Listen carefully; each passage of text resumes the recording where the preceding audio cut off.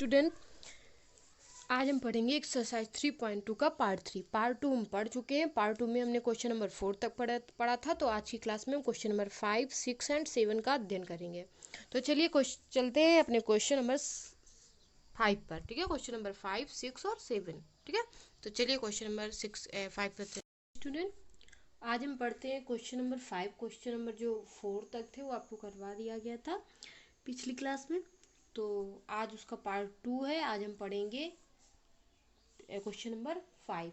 तो question number 5 है क्या, जरा उसे पढ़ लेते हैं। एक आयताकार बाग जिसकी लंबाई चौड़ाई से 4 मीटर अधिक है।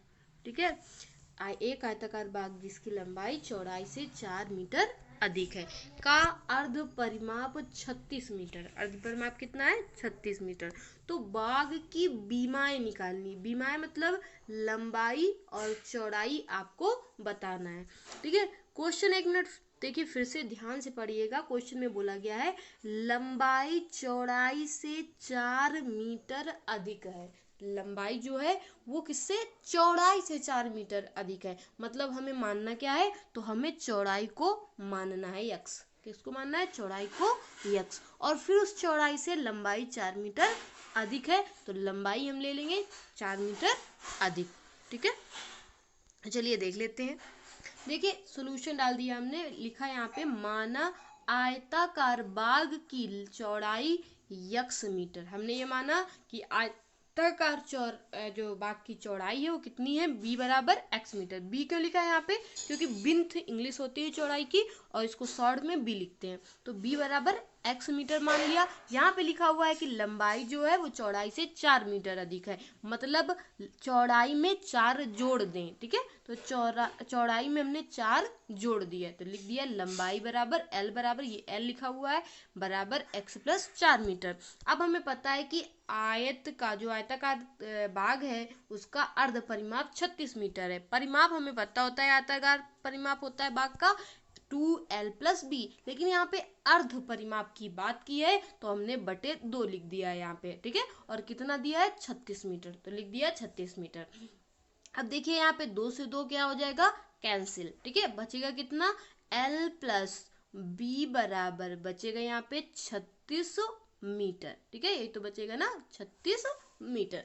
36 मीटर बचेगा यहाँ पे। तो हमने लिख दिया कि जो आयताकार बाग की जो चौड़ाई है वो x मीटर है और लंबाई है तो कितनी है? x plus 4 metre. ठीक है, इसका मान उठा के हम यहाँ पे रख देते हैं। तो हमने लिख दिया मान रखने पर।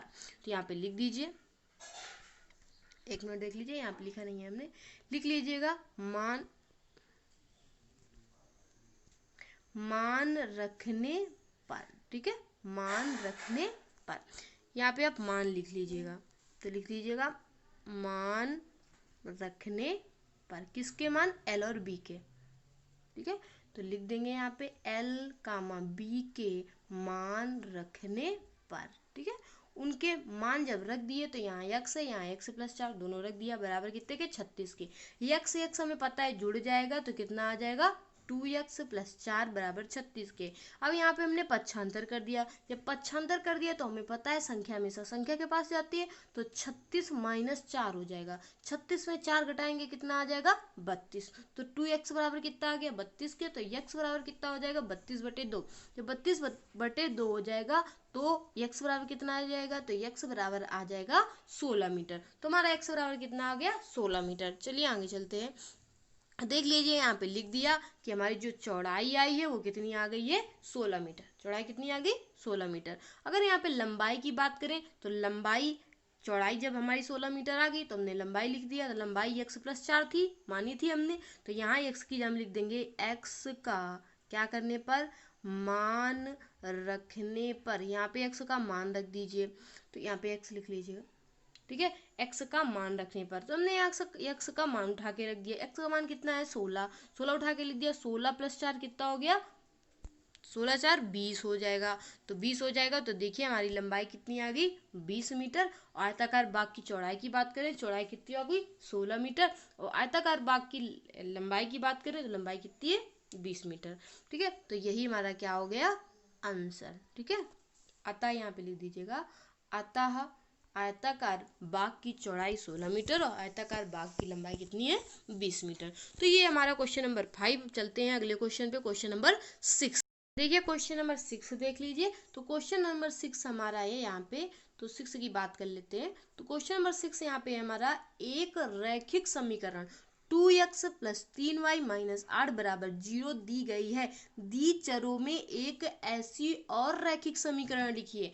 एक रैखिक समीकरण हमको दी गई है, हमें अपने मन से, ठीक है, अपने मन से कोई भी एक ऐसा समीकरण लिखना है ताकि प्राप्त जो युग्मों का ज्यामितीय निरूपण हो, जैसा कि पहले प्रतिच्छेद करती हो इस तरह का कोई हमको समीकरण निकालना है, और दूसरे में समांतर रेखा हो इस तरह का कोई समीकरण लिखना है, और तीसरे में वो कैसा हो, समानुपाती रेखाएं हो इस तरह का कोई समीकरण अपने मन से हमको रखना है। सबसे पहले हमें एक चीज देख लेते हैं। तो हमने पहला समीकरण लिख लिया है। पहला समीकरण हमारा क्या है, तो देख लीजिए। पहला समीकरण हमारा है 2x, यहाँ पे लिख दीजिएगा सोल्यूशन लिख दीजिएगा, ठीक है। अब देखिए हमने पहला समीकरण अपना लिख लिया 2x प्लस 3y माइनस 8 बराबर 0, ये हमको दिया है, ठीक है। हम इसका ज्यामितीय निरूपण हमें दर्शाना है, पहले प्रतिच्छेद करती हुई रेखाएं, फिर समांतर रेखाएं हो और फिर समपाती हो। तो हमें कोई दूसरा ऐसा समीकरण लेना है कि जो संबंध हो जाए प्रतिच्छेद करती रेखाओं का आ जाए। तो देखिए हमने पढ़ा था पीछे, जब हमने पढ़ा था पीछे सवाल, तो हमने उसमें सूत्र बताया था कि अगर a1 upon a2 not equal to b1 upon b2 हो, ठीक है, तो जो रेखाएं होती हैं वो आपस में क्या करती हैं, प्रतिच्छेद करती हैं। ये पता है हमको a1 b1 और c1 तो दिया है, ठीक है। हमें a2 b2 c2 बनाना है। तो अपने मन से आपको कोई समीकरण लिखना है, तो कोई ऐसा समीकरण लिखें कि b1 और b2 आपस में बराबर ना हो, a1 और a2 उसमें आपस में बराबर। तो कोई भी आप समीकरण लिख सकते हो। मान लीजिए यहाँ पे हम 4x लिख देते हैं, और यहाँ पे हम लिख देते हैं 5y लिख देते हैं, यहाँ पे 7 बराबर 0 रख देते हैं, ठीक है। ये आपको लिखना है। देखिए यहाँ पे ये दोनों आपस में बराबर नहीं है, मतलब a1 अपॉन a2 बराबर नहीं होगा, क्योंकि यहाँ पे 3/5 हो जाएगा और यहाँ पे क्या हो जाएगा, 1/2 आ जाएगा। तो 1/2 नॉट इक्वल टू 3/5 हो जाएगा। इसका मतलब क्या होगा कि ये प्रतिच्छेद करती हुई रेखाओं का ज्यामितीय निरूपण हो गया, ठीक है। तो आप देखिए यहाँ पे आप कोई भी, हमने ऐसे ही ले लिया, आपको कोई भी समीकरण यहाँ पे ले लेना है। चलिए आगे चलते हैं। तो पहला हमको बताना है कि प्रतिच्छेद करती हो रेखाएं, तो दूसरा ऐसा कौन सा समीकरण ले प्रतिच्छेद करती हो रेखाएं आ जाए। तो देख लीजिए यहाँ पे लिखा है रेखाएं प्रतिच्छेद करती हो, तो उसके लिए संबंध जो आपको पीछे बताया कि a1 upon a2 not equal to b1 upon b2 होना चाहिए। इसलिए देखिए यहाँ पे समीकरण इस तरह से ले लिया गया 3x प्लस 2y माइनस 10 बराबर 0। पहला हमारा समीकरण ये था 2x, जरा देख लेते हैं। a1 तो a1 2, और यहाँ पे b1 तो b1, अब ये b2 हमारा जो हो जाएगा ये हो जाएगा, तो a1 अपॉन a2 तो ये हो गया नॉट इक्वल टू, बराबर की बात करें तो 2, और यहाँ पे देखते हैं इसका देखते हैं तो कितना है 3, और इसका देखते हैं तो 2। तो देखिए 2/3 बराबर है क्या 3/2 के, नहीं है, मतलब नॉट इक्वल को दर्शा रहा है। ये समीकरण जो है ये क्या दर्शा रहा है, नॉट इक्वल को दर्शा रहा है। जब नॉट इक्वल होता है इसका मतलब वो इस समीकरण की शर्त को पूरा करता है, मतलब कि वो प्रतिच्छेद हो रेखाएं उस समीकरण की शर्त को पूरा करता है। मतलब आपको अपने मन से कोई भी समीकरण यहाँ पे लेना है, आप कि जो मर्जी हो वो समीकरण लीजिए, लेकिन वो ये दिखाए कि a1 upon a2 not equal to b1 upon b2 हो। तो हमने लिख दिया कि ये जो है, जो ये समीकरण हमने जो लिया है वो इस शर्त को पूरा करता है। किस शर्त को, इस शर्त को पूरा करता है। जब इस शर्त को पूरा करता है तो इसलिए लिख दिया कि इसलिए समीकरण जो युग्म हमारे हो जाएंगे वो हो जाएगा पहला ये और दूसरा, बस यही हमारा क्या है आंसर। बस हमें केवल इतना ही करना था, ठीक है। अब चलते हैं दूसरे नंबर क्वेश्चन पे। दूसरा नंबर क्वेश्चन क्या है, दूसरा नंबर क्वेश्चन में पूछा है समांतर रेखाएं हों, ठीक है। हमको दर्शाना है कि कैसा हो, तो हमको दिखाना है समांतर रेखाएं हो। जब समांतर रेखाएं होंगी तो क्या हो गया, तो जब समांतर रेखाएं होती हैं तो आपने प्रतिबंध पढ़ा है, सूत्र लगता है a1 अपॉन a2 बराबर b1 upon b2 not equal to c, मतलब a1 और b2 आपस में बराबर हो, a1 a2 b1 b2, लेकिन c1 और c2 बराबर ना हो। तो ये जो प्रतिबंध आता है वो समांतर रेखा के होता है। हमें समीकरण एक दिया है, यहाँ सबको पता है समीकरण में एक दिया है, क्या दिया है 2x प्लस 3y माइनस 8 बराबर 0। ये तो हमको दे दिया गया, हमें कोई ऐसा समीकरण लिखना है जिससे कि a1/a2 b1/b2 बराबर हो जाए। तो देखिए यहाँ पे लिख दिया गया है 4x प्लस 6y माइनस का 5 बराबर 0। अब यहाँ से अगर करेंगे तो ये हमारा a1 हो गया, तो यहाँ पे हम लिख सकते हैं a1 की जगह में कितना 2, ठीक है, a2 की जगह में कितना हो जाएगा 4, ठीक है, बराबर लिख देंगे। अब यहाँ पे देखिए यहाँ कितना है, तो यहाँ है 3 और यहाँ कितना है 6, लिख दिया।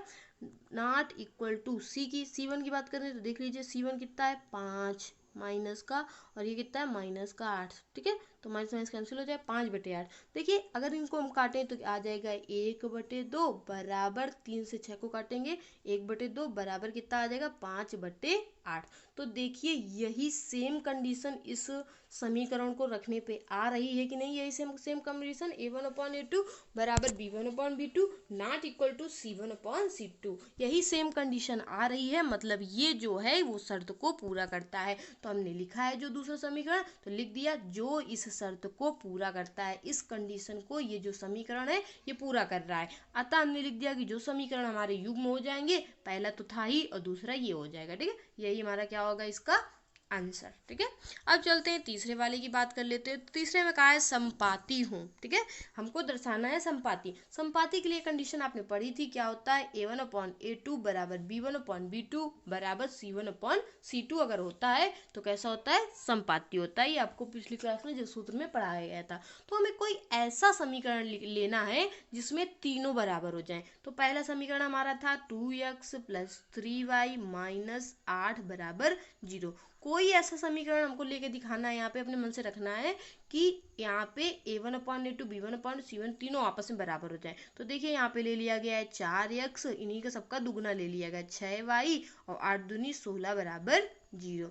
ये देखिए ये समीकरण हमने रख लिया, तो यहाँ पे हमको दिख रहा है कि ये जो है ये इस प्रतिबंध को पूरा कर रहा है। लिखेंगे जब हमको 2/4 3/6 और आ जाएगा 8/16, माइनस का माइनस से माइनस कैंसिल, यहाँ पे काटेंगे 1/2, यहाँ पे काटेंगे 1/2, यहाँ पे काटेंगे 1/2, सब में 1/2 आ रहा है, मतलब 1/2 बराबर 1/2 बराबर 1/2, तीनों आपस में बराबर हैं। तो मतलब क्या हो जाएगा कि a1/a2 बराबर b1/b2 बराबर c1/c2 की शर्त को पूरा करता है। तो लिख दिया हमने कि ये जो समीकरण है इस शर्त को पूरा करती है। अतः समीकरण जो हमारे युग्म हो जाएंगे इस सवाल के, वो पहला तो दिया था, दूसरा ये हो जाएगा, और यही हमारा क्या हो जाएगा आंसर। तो हमारा जो 6 नंबर सवाल होता है वो भी कंप्लीट होता है। इसमें कुछ करना नहीं था, अपने मन से समीकरण लेना है। आप कुछ भी ले सकते हो, इसकी जगह में कुछ भी ले सकते हो। हमने ये ले लिया, आपकी मर्जी जो आप लेना चाहो, ठीक है। चलिए